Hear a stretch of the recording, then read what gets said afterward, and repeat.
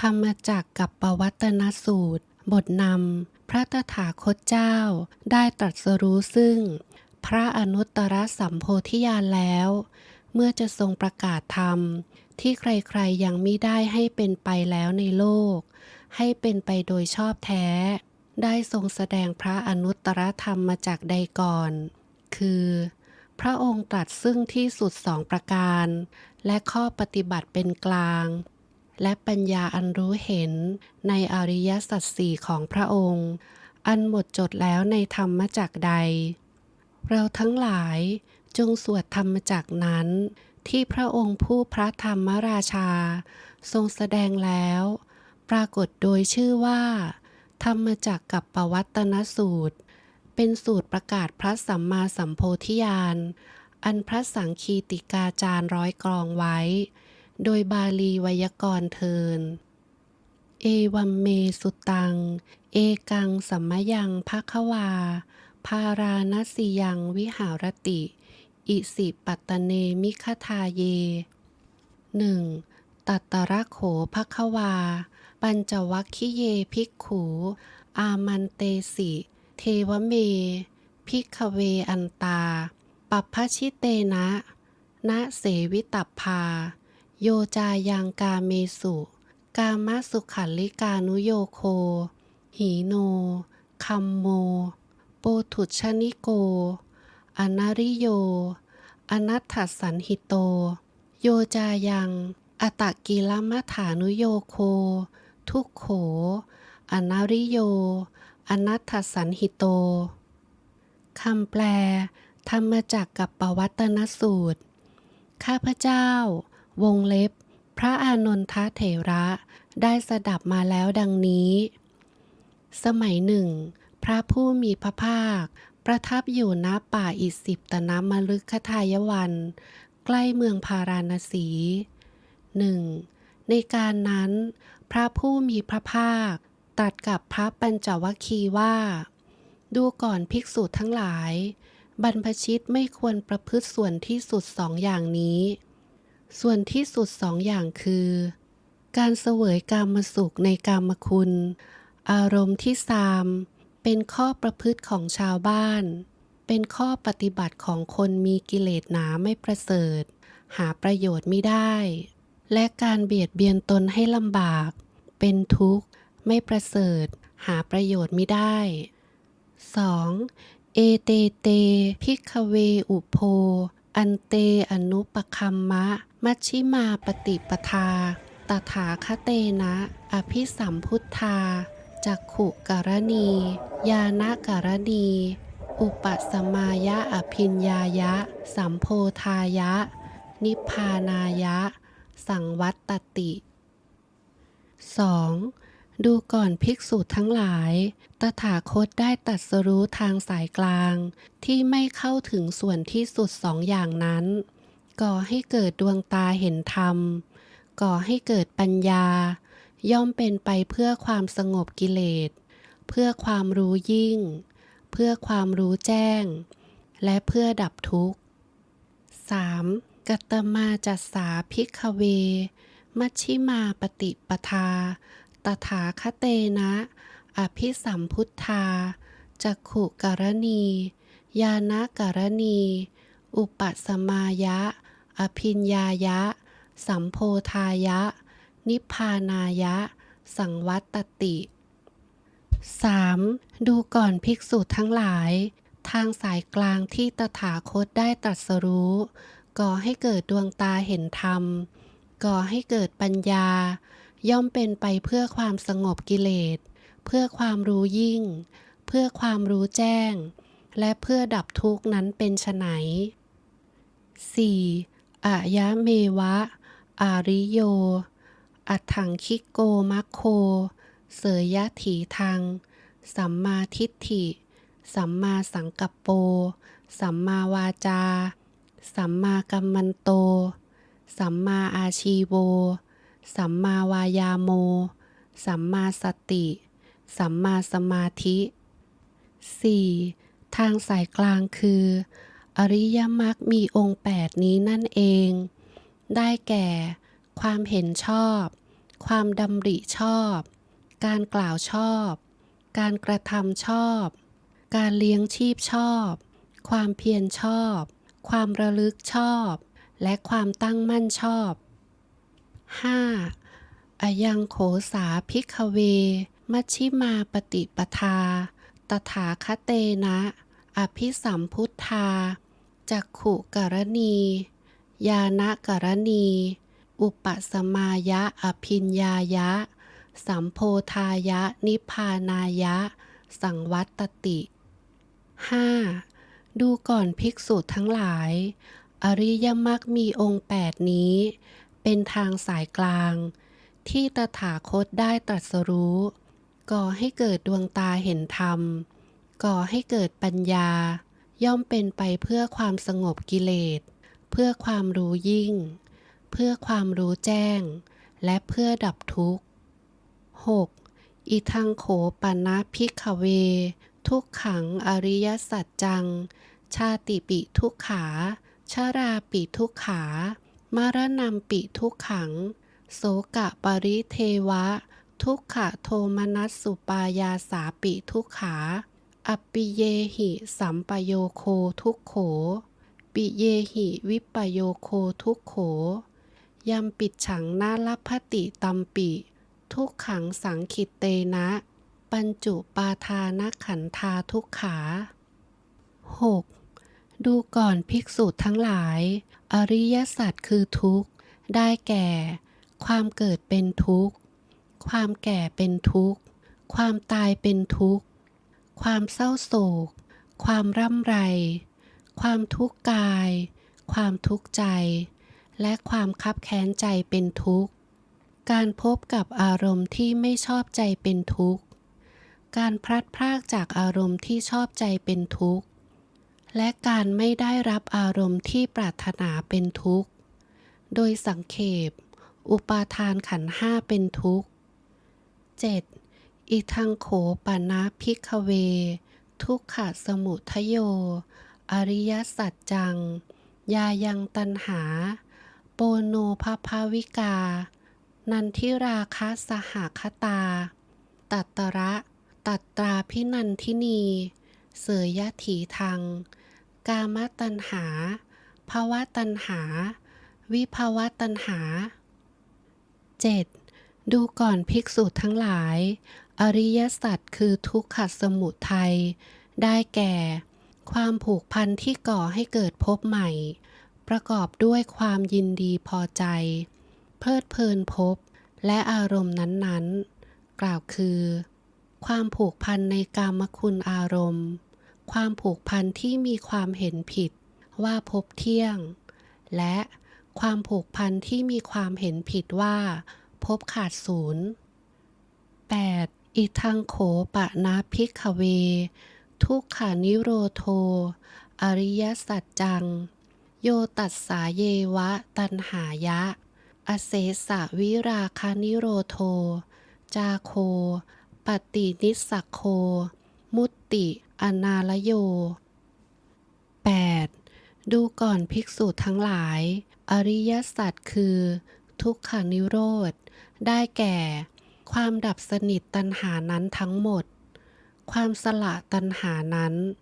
ความปล่อยตัณหานั้น ความวางตัณหานั้น และความไม่พัวพันตัณหานั้น 9. อิทังโขปนะภิกขเว ทุกขานิโรธคามินี ปฏิปทา อริยสัจจัง อายะเมวะอริโย อัตถังคิโกมัคโค เสยยะถีทัง สัมมาทิฏฐิ สัมมาสังกัปโป สัมมาวาจา สัมมากัมมันโต สัมมาอาชีโว สัมมาวายาโม สัมมาสติ สัมมาสมาธิ 9. ดูก่อนภิกษุทั้งหลาย อริยสัจคือมรรคอันเป็นทางดับทุกข์ ได้แก่ อริยมรรคมีองค์8นี้นั่นเอง กล่าวคือ ความเห็นชอบ ความดำริชอบ การกล่าวชอบ การกระทำชอบ การเลี้ยงชีพชอบ ความเพียรชอบ ความระลึกชอบ และความตั้งมั่นชอบ 10. อิทังทุกขังอริยสัจจันติเมภิกขเวปุพเพอนันนุสสุเตสุธัมเมสุจักขุงอุทธัปปาธิญาณังอุทธัปปาธิปัญญาอุทธัปปาธิวิชชาอุทธัปปาธิอาโลโกอุทธัปปาธิ 10. ดูก่อนภิกษุทั้งหลายดวงตาเห็นธรรมได้เกิดขึ้นแล้วญาณได้เกิดแล้วปัญญาได้เกิดแล้ววิชชาได้เกิดแล้วแสงสว่างได้เกิดแล้วแก่ตถาคตในธรรมที่ไม่เคยสดับมาก่อนว่าอุปาทานขันธ์ห้านี้คืออริยสัจที่เป็นทุกข์ 11. ตังโขปณิทังทุกขังอริยสัจจังปริญเยยันติเมภิกขเวปุพเพอนันนุสสุเตสุธัมเมสุจักขุงอุทธัปปาธิญาณังอุทธัปปาธิปัญญาอุทธัปปาธิวิชชาอุทธัปปาธิอาโลโกอุทธัปปาธิ 11. ดูก่อนภิกษุทั้งหลายดวงตาเห็นธรรมได้เกิดแล้วญาณได้เกิดแล้วปัญญาได้เกิดแล้ววิชชาได้เกิดแล้วแสงสว่างได้เกิดแล้วแก่ตถาคตในธรรมที่ไม่เคยสดับมาก่อนว่าอริยสัจคือทุกข์นั้นเป็นธรรมที่ควรกำหนดรู้ 12. ตังโขปณิทังทุกขังอริยสัจจังปริญญายันติเมภิกขเวปุพเพอนันนุสสุเตสุธัมเมสุจักขุงอุทธัปปาธิญาณังอุทธัปปาธิปัญญาอุทธัปปาธิวิชชาอุทธัปปาธิอาโลโกอุทธัปปาธิ 12. ดูก่อนภิกษุทั้งหลายดวงตาเห็นธรรมได้เกิดแล้วญาณได้เกิดแล้วปัญญาได้เกิดแล้ววิชชาได้เกิดแล้วแสงสว่างได้เกิดแล้วแก่ตถาคตในธรรมที่ไม่เคยสดับมาก่อนว่าเราได้กำหนดรู้อริยสัจคือทุกข์นั้นแล้ว 13. อิทังทุกขสมุทโยอริยสัจจันติเมภิกขเวปุพเพอนันนุสสุเตสุธัมเมสุจักขุงอุทธัปปาธิญาณังอุทธัปปาธิปัญญาอุทธัปปาธิวิชชาอุทธัปปาธิอาโลโกอุทธัปปาธิ 13. ดูก่อนภิกษุทั้งหลายดวงตาเห็นธรรมได้เกิดแล้วญาณได้เกิดแล้วปัญญาได้เกิดแล้ววิชชาได้เกิดแล้วแสงสว่างได้เกิดแล้วแก่ตถาคตในธรรมที่ไม่เคยสดับมาก่อนว่าตัณหานี้คืออริยสัจที่เป็นทุกขสมุทัย 14. ตังโขปณิทังทุกขสมุทโยอริยสัจจังปหาตัพพันติเมภิกขเวปุพเพอนันนุสสุเตสุธัมเมสุจักขุงอุทธัปปาธิญาณังอุทธัปปาธิปัญญาอุทธัปปาธิวิชชาอุทธัปปาธิอาโลโกอุทธัปปาธิ 14. ดูก่อนภิกษุทั้งหลายดวงตาเห็นธรรมได้เกิดแล้วญาณได้เกิดแล้วปัญญาได้เกิดแล้ววิชชาได้เกิดแล้วแสงสว่างได้เกิดแล้วแก่ตถาคตในธรรมที่ไม่เคยสดับมาก่อนว่าอริยสัจคือทุกขสมุทัยนั้นเป็นธรรมที่ควรละ 15. ตังโขปณิทังทุกขสมุทโยอริยสัจจังปหีนันติเมภิกขเวปุพเพอนันนุสสุเตสุธัมเมสุจักขุงอุทธัปปาธิญาณังอุทธัปปาธิปัญญาอุทธัปปาธิวิชชาอุทธัปปาธิอาโลโกอุทธัปปาธิ 15. ดูก่อนภิกษุทั้งหลายดวงตาเห็นธรรมได้เกิดแล้วญาณได้เกิดแล้วปัญญาได้เกิดแล้ววิชชาได้เกิดแล้วแสงสว่างได้เกิดแล้วแก่ตถาคตในธรรมที่ไม่เคยสดับมาก่อนว่าเราได้ละอริยสัจคือทุกขสมุทัยนั้นแล้ว 16. อิทังทุกขานิโรโธอริยสัจจันติเมภิกขเวปุพเพอนันนุสสุเตสุธัมเมสุจักขุงอุทธัปปาธิ ญาณังอุทธปาธิปัญญาอุทธปาธิวิชาอุทธปาธิอาโลโกอุทธปาธิ 16. ดูก่อนภิกษุทั้งหลายดวงตาเห็นธรรมได้เกิดแล้วญาณได้เกิดแล้วปัญญาได้เกิดแล้ววิชาได้เกิดแล้วแสงสว่างได้เกิดแล้วแก่ตถาคตในธรรมที่ไม่เคยสดับมาก่อนว่านิพพานนี้คืออริยสัจที่เป็นความดับทุกข์ 17. ตังโขปานิทังทุกขานิโรโธอริยสัจจังสัจฉิกาตัพพันติเมภิกขเวปุพเพอนันนุสสุเตสุธรรมเมสุจักขุงอุทธปาธิญาณังอุทธปาธิปัญญาอุทธปาธิวิชาอุทธปาธิอาโลโกอุทธปาธิ 17. ดูก่อนภิกษุทั้งหลายดวงตาเห็นธรรมได้เกิดแล้วญาณได้เกิดแล้วปัญญาได้เกิดแล้ววิชาได้เกิดแล้วแสงสว่างได้เกิดแล้วแก่ตถาคตในธรรมที่ไม่เคยสดับมาก่อนว่าอริยสัจคือทุกขานิโรธนั้นเป็นธรรมที่ควรรู้แจ้ง 18. ตังโขปนิทังทุกขานิโรโธอริยสัจจังสัจฉิกตันติเมภิกขเวปุพเพอนันนุสสุเตสุธรรมเมสุจักขุงอุทธปาธิญาณังอุทธปาธิปัญญาอุทธปาธิวิชาอุทธปาธิอาโลโกอุทธปาธิ 18. ดูก่อนภิกษุทั้งหลายดวงตาเห็นธรรมได้เกิดแล้วญาณได้เกิดแล้วปัญญาได้เกิดแล้ววิชาได้เกิดแล้วแสงสว่างได้เกิดแล้วแก่ตถาคตในธรรมที่ไม่เคยสดับมาก่อนว่าเราได้รู้แจ้งอริยสัจคือทุกขานิโรธนั้นแล้ว 19. อิทังทุกขานิโรธคามินีปฏิปทาอริยสัจจันติเมภิกขเวปุพเพอนันนุสสุเตสุธรรมเมสุจักขุงอุทธปาธิญาณังอุทธปาธิปัญญาอุทธปาธิวิชาอุทธปาธิอาโลโกอุทธปาธิ 19. ดูก่อนภิกษุทั้งหลายดวงตาเห็นธรรมได้เกิดแล้วญาณได้เกิดแล้วปัญญาได้เกิดแล้ว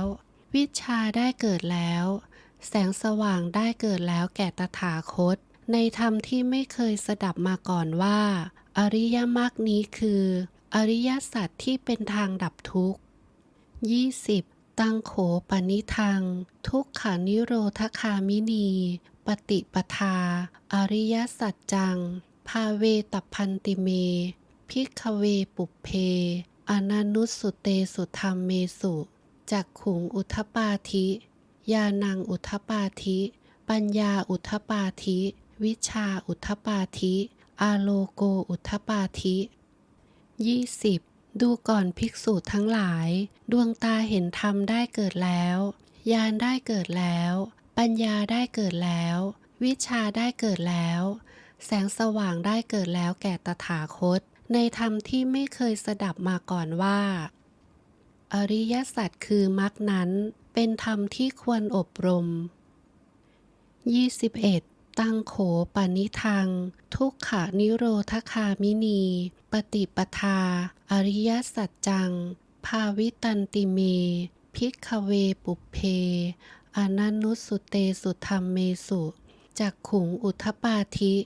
ญาณังอุทธปาธิปัญญาอุทธปาธิวิชาอุทธปาธิอาโลโกอุทธปาธิ 21. ดูก่อนภิกษุทั้งหลายดวงตาเห็นธรรมได้เกิดแล้วญาณได้เกิดแล้วปัญญาได้เกิดแล้ววิชาได้เกิดแล้วแสงสว่างได้เกิดแล้วแก่ตถาคตในธรรมที่ไม่เคยสดับมาก่อนว่าเราได้อบรมอริยสัจคือมรรคนั้นแล้ว 22. ยาวกีวันจเมภิกขเวอิเมสุจตุสุอริยสัจเจสุเอวันติปริวตังทวาทัสสาการังยถาภูตังญาณทัสสนังณสุวิสุทธังอโหสิ 22. ดูก่อนภิกษุทั้งหลายตราบที่ปัญญารู้เห็นตามความเป็นจริงที่มีรอบสามมีอาการ12อย่างนี้ในอริยสัจสี่ยังไม่หมดจดแก่ตถาคต 23. เนวะตาวาหังภิกขเวสเทวเกโลเกสมาระเกสัพพรมเกสัสสะมณพรามณิยาปะชายะสเทวมนุสสายะอนุตตรังสัมมาสัมโพธิงอภิสัมพุทโธปัจจัญญาสิง 23. ดูก่อนภิกษุทั้งหลายตถาคตยังไม่ปฏิญาณว่าเป็นผู้ตรัสรู้อนุตตรสัมมาสัมโพธิญาณอันยอดเยี่ยมในโลกที่มีเทวดามารและพรหมในเหล่าสัตว์มีสมณะพราหมณ์พร้อมด้วยเทวดาและมนุษย์ 24. ยัตโตจักโขเมภิกขเวอิเมสุจตูสุอริยสัจเจสุเอวันติปริวัตตังทวาทัสสาการังยถาภูตังญาณทัสสนัง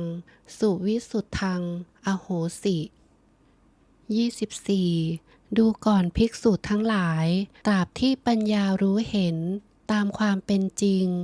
ที่มีรอบสามมีอาการ12อย่างนี้ในอริยสัจสี่ได้หมดจดแก่ตถาคต 25. อัฏฐาหังภิกขเวสเทวเกโลเกสมาระเกสัพพรมเกสัสสะมณพรามณิยา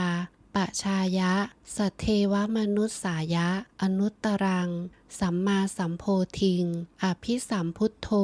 ปัจจัญญาสิง 25. ดูก่อนภิกษุทั้งหลายตถาคตได้ปฏิญาณว่าเป็นผู้ตรัสรู้อนุตตรสัมมาสัมโพธิญาณอันยอดเยี่ยมในโลกที่มีเทวดามารและพรหมในเหล่าสัตว์มีสมณะพราหมณ์พร้อมด้วยเทวดาและมนุษย์ 26. ญาณัญจะปานัมเมทัสสนังอุทธปาธิอกุปปาเมวิมุตติอายมันติมาชาตินัตถิธานิปุณพพโวติ 26. ปัญญารู้เห็นได้เกิดแก่ตถาคตว่าความหลุดพ้นของเราไม่พินาศแล้วชาตินี้เป็นชาติสุดท้ายไม่มีภพใหม่อีกในการนี้ 27. อิทัมโวจะภควาอัตตมนาปัญจวัคคิยาภิกขุภควโตภาสิตังอภินันทุง 27. พระผู้มีพระภาคตรัสธรรมมาจากนี้แล้วพระปัญจวัคคีย์ปราบปลื้มภาสิทธิ์ของพระองค์ดังนี้แล 28. อิมัสสมินจะปนะเวยาการนัสสมิงพัญญมาเนอายัสสมโตโกณทัญยัสสะวิรชังวีตมลังธรรมจักขุงอุทธปาธิยังกินจิสมุทยธรรมังสัพพันตังนิโรธธรรมันติ 28. เมื่อพระผู้มีพระภาคตรัสพระธรรมเทศนานี้อยู่ดวงตาเห็นธรรมอันปราศจากทุลีปราศจากมลทินได้บังเกิดแก่ท่านโกณทัญญาว่าสิ่งใดสิ่งหนึ่งมีสภาพเกิดขึ้นเป็นธรรมดาสิ่งทั้งปวงนั้นมีสภาพดับไปเป็นธรรมดา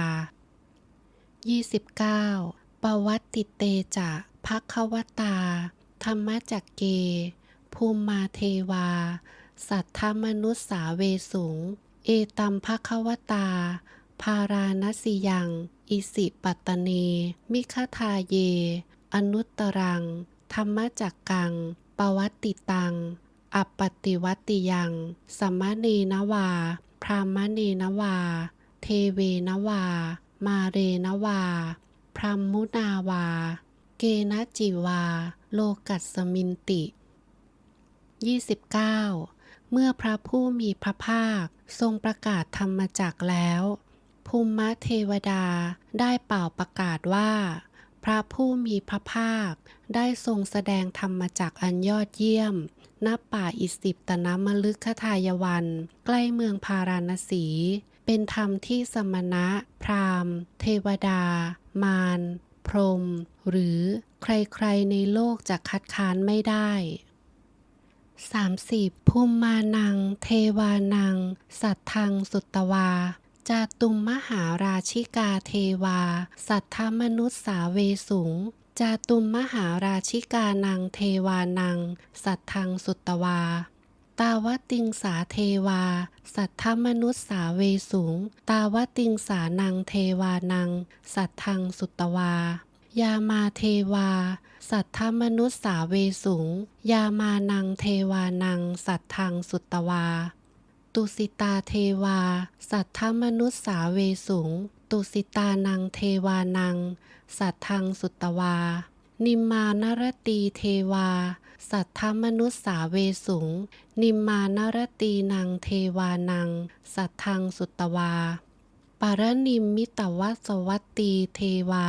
สัทธมนุสสาเวสุง ปารนิมมิตวัสวัตตีนังเทวานัง สัทธังสุตวา พรหมกายิกาเทวา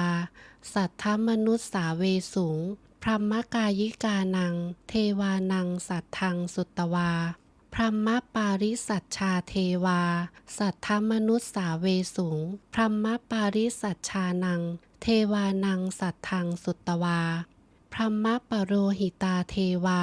สัทธมนุสสาเวสุง พรหมปโรหิตานัง เทวานัง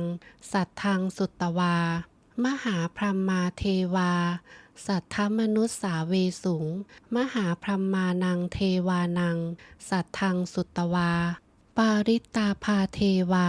สัทธมนุสสาเวสุง ปริตาภาเทวา สัทธมนุสสาเวสุง ปริตาภานัง เทวานัง สัทธังสุตวา อัปปมานาภาเทวา สัทธมนุสสาเวสุง อัปปมานาภานัง เทวานัง สัทธังสุตวา อาภัสราเทวา สัทธมนุสสาเวสุง อาภัสรานัง เทวานัง สัทธังสุตวา ปริตตสุภาเทวา สัทธมนุสสาเวสุง ปริตตสุภานัง เทวานัง สัทธังสุตวา อัปปมาณสุภาเทวา สัทธมนุสสาเวสุง อัปปมาณสุภานัง เทวานัง สัทธังสุตวา สุภกินหกาเทวา สัทธมนุสสาเวสุง สุภกินหกานัง เทวานัง สัทธังสุตวา เวหัพพลาเทวา สัทธมนุสสาเวสุง เวหัพพลานัง เทวานัง สัทธังสุตวา อวิหาเทวา สัทธมนุสสาเวสุง อวิหานัง เทวานัง สัทธังสุตวา อตัปปาเทวา สัทธมนุสสาเวสุง อตัปปานัง เทวานัง สัทธังสุตวา สุทัสสาเทวา สัทธมนุสสาเวสุง สุทัสสานัง เทวานัง สัทธังสุตวา สุทัสสีเทวา สัทธมนุสสาเวสุง สุทัสสีนัง เทวานัง สัทธังสุตวา อากานิทกาเทวา สัทธมนุสสาเวสุง 30. เทวดาชั้นจาตุมมหาราชได้ยินเสียงของภูมิเทวดาแล้วได้บรรลือเสียงให้ดังลั่น เทวดาชั้นดาวดึงส์ได้ยินเสียงของเทวดาชั้นจาตุมมหาราชแล้วได้บรรลือเสียงให้ดังลั่น เทวดาชั้นยามา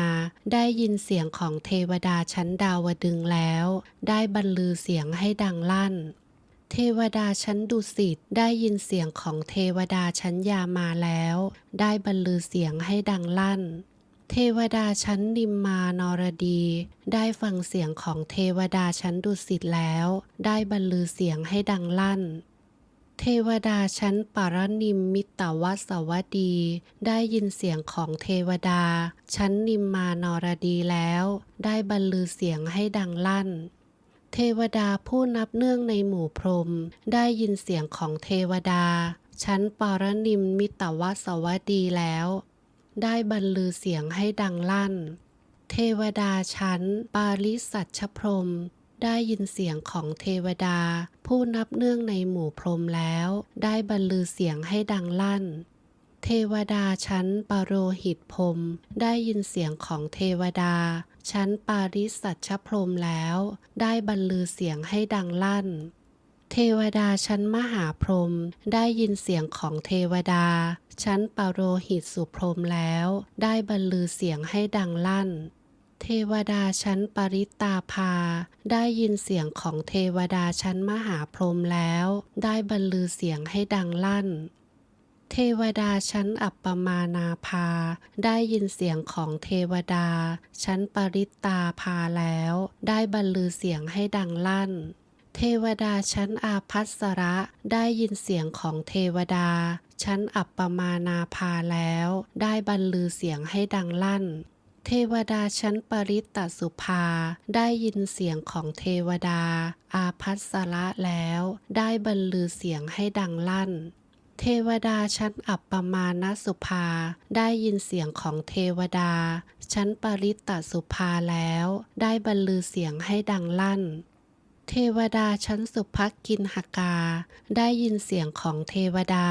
ชั้นอัปปมาณสุภาแล้วได้บรรลือเสียงให้ดังลั่นเทวดาชั้นเวหัพพลาได้ยินเสียงของเทวดาชั้นสุภกินหกาแล้วได้บรรลือเสียงให้ดังลั่นเทวดาชั้นปาริสัชชพรหมได้ยินเสียงของเทวดาผู้นับเนื่องในหมู่พรหมแล้วได้บรรลือเสียงให้ดังลั่นเทวดาชั้นอัตตปปาได้ยินเสียงของเทวดาชั้นอวิหาแล้วได้บรรลือเสียงให้ดังลั่นเทวดาชั้นสุทัสสาได้ยินเสียงของเทวดาชั้นอัตตปปาแล้วได้บรรลือเสียงให้ดังลั่นเทวดาชั้นสุทัสสีได้ยินเสียงของเทวดาชั้นสุทัสสาแล้วได้บรรลือเสียงให้ดังลั่นเทวดาชั้นอากานิทกะได้ยินเสียงของเทวดาชั้นสุทัสสีแล้วได้บรรลือเสียงให้ดังลั่นเทพที่นับเนื่องในหมู่พรหมได้ยินเสียงของเทวดาชั้นปารนิมมิตตวสวดีแล้วได้บรรลือเสียงให้ดังลั่น31เอตัมภควตาภาราณสิยังอิสิปัตตเนมิคทาเยอนุตตรังธรรมจักกังปวัตติตังอปปติวัตติยังสัมมเนนวาพรามเนนวาเทเวนวามาเรนวาพรหมุนาวาเกณจิวาโลกัสสมินติ31เสียงเป่าประกาศในโลกนี้ได้แพร่สะพัดถึงพรหมโลกโดยชั่วขณะนั้นด้วยประการฉนี้ก็หมื่นโลกธาตุนี้ได้สั่นสะเทือนหวั่นไหวและเกิดโอภาสอันใหญ่หลวงหาประมาณมิได้ในโลกยิ่งกว่าเทวานุภาพของเทวดาทั้งหลาย32อิติหะเตนะขะเนนะเตนะมุหุตเตนะยาวะพรหมโลกาสัทโธอภุคัชฉิอะยัญจะทัสสะสหัสสีโลกธาตุสังกัมปิสัมปะกัมปิสัมปะเวทิอัปปมาโนจะโอลาโลโอภาโสโลเกปาตุระโหสิอติกัมเมวะเทวานังเทวานุภาวังอัตโขภควาอุทานังอุทาเนสิอัญญาสิวัตตโพโกนทัญโยอัญญาสิวัตตโพโกนทัญโยติอิติหิทังอายัสสมโตโกนทัญยัสสะอัญญาโกนทัญโยตเววะนามังอโหสีติ32ในการนั้นพระผู้มีพระภาคทรงเปล่งอุทานว่าท่านทั้งหลายโกนทัญญะรู้แล้วหนอท่านทั้งหลายโกนทัญญะรู้แล้วหนอฉะนั้นท่านโกนทัญญะจึงปรากฏสมญานามนี้ว่าพระอัญญาโกนทัญญะวงเล็บพระโกนทัญญะผู้รู้แล้ว